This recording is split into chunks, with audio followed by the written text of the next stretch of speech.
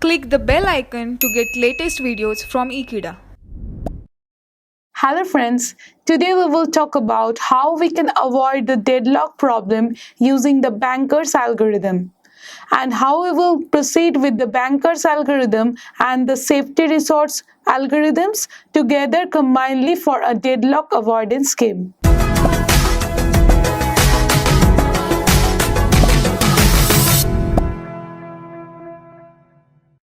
As we know that we have chosen the safety state that when which it will occur by the processes, it will never reach a deadlock or there is no possibility for the deadlock to occur.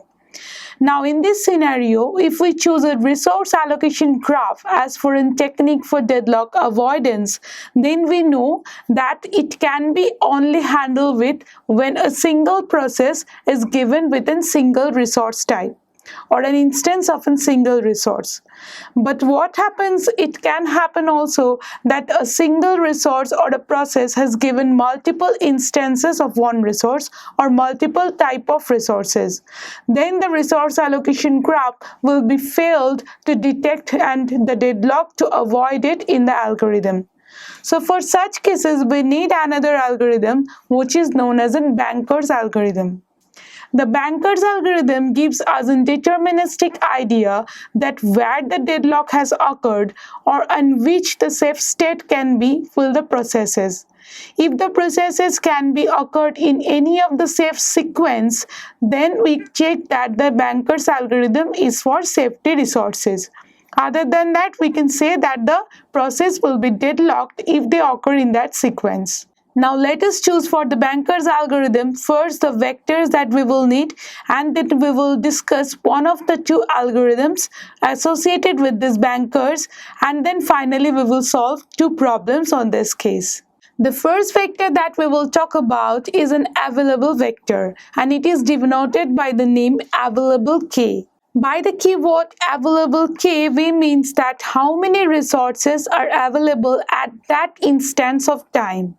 So by having available k, we can mention that we have k instances of rj that is available to us.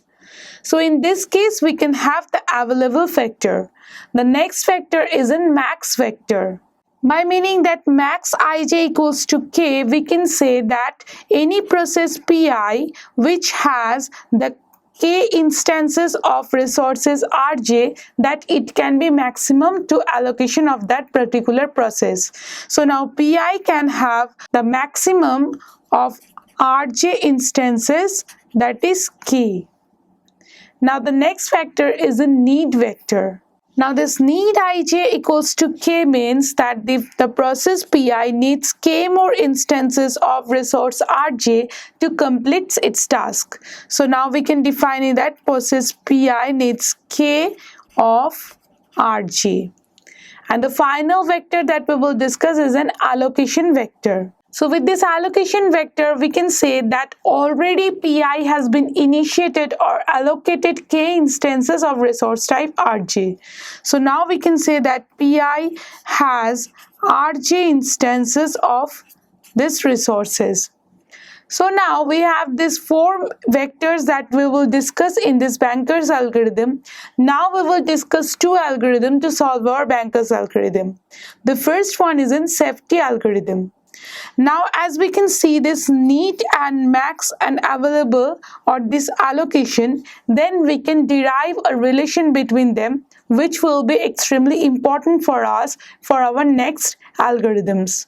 Now we can say that if you consider these vectors that now my pi can be maximum allocated with k instances, it has been allocated with k instances, that is why it need more k instances.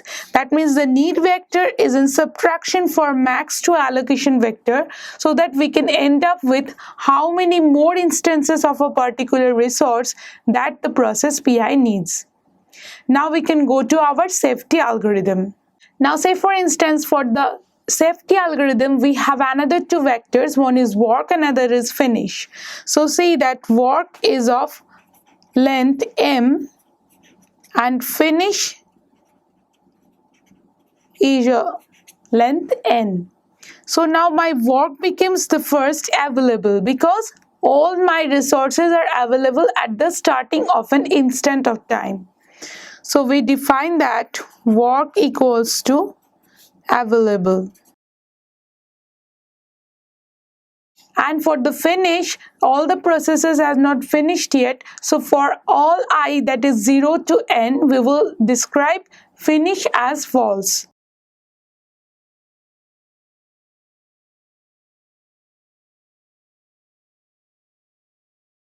Now at the second step, we will find such I, that means such processes which finish I equals to false and need I is less than work.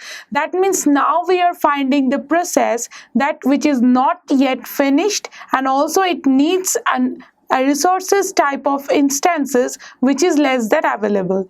That means it wants some resources which is limiting the resources availability. Now we will see that my work is less than the allocation or not. That means if there is no such I or no such process that exists, then we will move to the step 4. But before that, if we find such process, then we will describe this step 3. In step 3, that after the process has finished its work, then the allocated resources that it was given to process Pi now again be given back to this work or the available vectors. So now we have all the availability of resource instances, including the allocated resource for Pi. So now my work becomes the previous work plus the allocation of resource I. Next, that my process has finished, so my finish I will be true. And finally, we will move to the second step again because we need to find another process such I.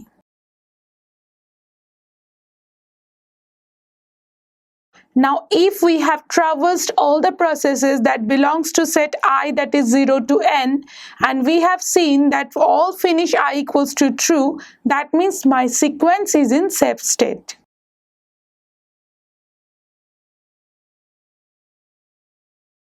So this is the safety algorithm by which we can determine the safe state. Next, we will go to the resource request algorithm. Now the first one is that we are resourcing a request, and then we can have either the rejection or the wait, and otherwise the allocation. So we will describe each of this case. Request I has been made by process Pi for k instances. Now we need to check first that the request is less than the need or not. If the request is less than the need, then we will just reject the process because now my request is not greater than this need. Now if my request I is less than equals to need I, that means my request belongs to the limit of the need. That means, say suppose that was need 533 and we have requested 520. That means all the limits has been specified. So we can move to the step 2. Otherwise we can just reject the request. Now if it is less than need I, then we need to check that if it is less than available or not. That means whether the need has been there but the availability or they are not, we need to check that. If it is less than equals to available, then we will move to the next step. Otherwise, my process needs to wait. See, for the first one, we need to reject, and for the second step, we need to wait until and unless it's become available again. Now, first, we need to perform this one, that we need to check that my available now become available minus request, because we are giving the request granted to the process Pi that become less available from the available vector.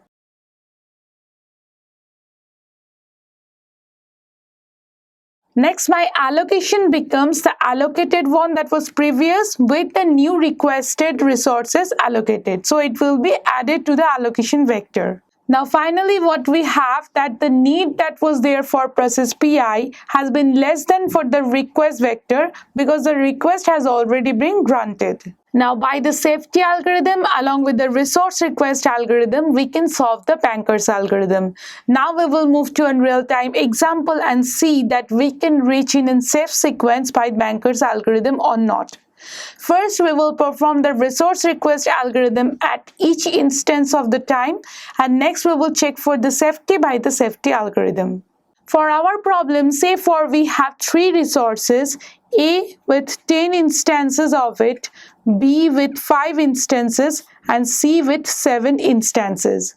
And next we will have the following processes P0 to P4, 5 processes with the allocation and the availability. Now for our resource request as well as the safety, we need another vector that we need to calculate out of this problem, that is the need vector of these processes. So we can calculate the need vector by performing subtraction of the allocation from the max. So now we have the need vector of each of these processes. So now we need to check that what sequence we can give it to. First, the available is the 332, but my P0 need is 743. So clearly we cannot allocate it as we have only 332 available and the need is 743. Next we will move to the P1. So my P1 again needs 122 and my available is 332. So now we can perform the P1 as the allocation. So what for our resource request algorithm, the available becomes the available minus this need. So for P1, our availability become now 210. And now my allocation becomes the allocation plus this need, that it is for P1, the allocation become 322. Now finally the need of this one, that all it is solved, so it will be 0. So for now we have reached the P1 in the safe sequence. And finally for the safety algorithm, as we see that Pi finish is not equals to true, that means now my P1 has been finished, and also it made to finish I equals to true with the work equals to work plus allocation. See, my work is here the available, so we will add this allocated one to the work as Pi has finished and then released all these allocated values. So now my allocation becomes, now we need to subtract that what we have been allocated this available one. So now we will end up with subtracting it with 210, thus reaching with 532. Now finally we need to check for the next one. So the P2's need is now 600, which it cannot happen with this 5, 3 and 2. So we will skip to P3. So now my P3 needs 011. So 011 can clearly be allocated to this 532. So now we will allocate this 011 so that we can have again calculate for P3, that my availability now becomes 4 or 5, then we will have this 2 and finally 1. Now again my allocation becomes this allocation of 211 plus this 011. So now we will have the allocation as, so if we add this allocation to our work, so that will be my final availability. So it becomes now 7, 4, 3. Now the next one, that is P4, which has 4, 3 and 1. Also it can be clearly allocated to it. So now it can also go to this 000 demand. So now my P4 will be allocated with this 4, 3, 1. That means now we have 3, 1, 2. And the allocation comes with 4, 3, 3. So finally we will have the availability as 7, 4, 5.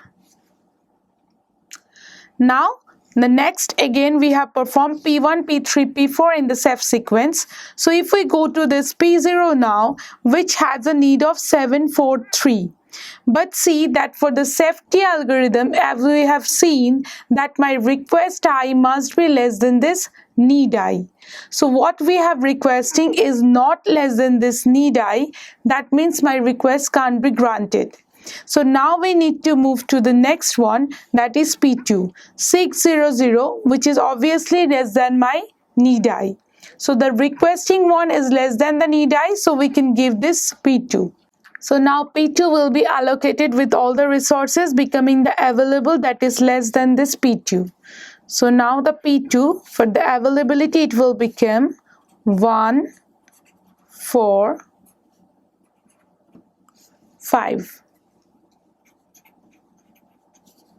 Now the allocation goes with the allocation plus request, that goes 902. So now we will add this one to the available, that becomes now 10, 4, and finally 7. So now we can allocate this P0 to our safe sequence, that is 743. So now my availability became